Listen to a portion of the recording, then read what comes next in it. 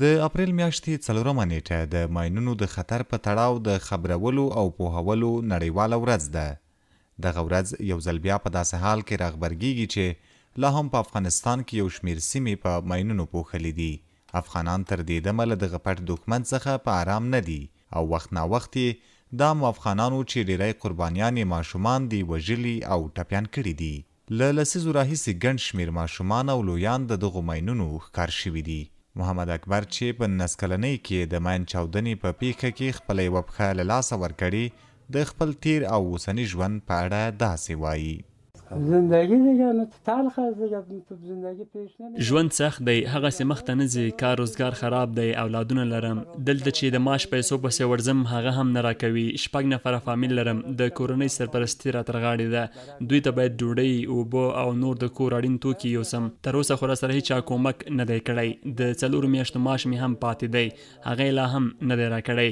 زه معلول یم، سخت کارونه نشم کولی، درانده شیان نشم پورته کولی او نه یې هم وړلی شم. داسې یو کار چې ما کولی شو، مثال لکه یو هټۍ وای چې هلته پکې ناست وای او خپل کار مې پکې کولی او یوه ګوله ډوډۍ مې کور ته پیدا کولی. په افغانستان کې د ماین پاکۍ موسسو یو شمېر مسؤلین وایي چې د وروستۍ سروې له مخې په افغانستان کې کندهار، زابل، هلمند او میدان وردګ هغه ولایتونه دي چې ځینې ساحې په ماینونو پوښلي دي. اوله عموما خو په ټول افغانستان د خطر سره مواجه دی، خصوصا اطراف.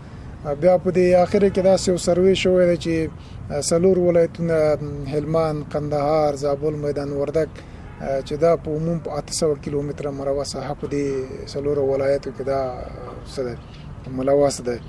یعنی اکثر هغه زیربناوي چې دي، هغه ځمکې چې یو کیلومترې د خطراتو ساحاتو ته نږدې دي یا مکتبونه دي ورسره، شفاخانې دي ورسره، دغه ولایتونه ډیر زیات متاثر دي فعلا د ماینونو د چاودیدونکو توکو.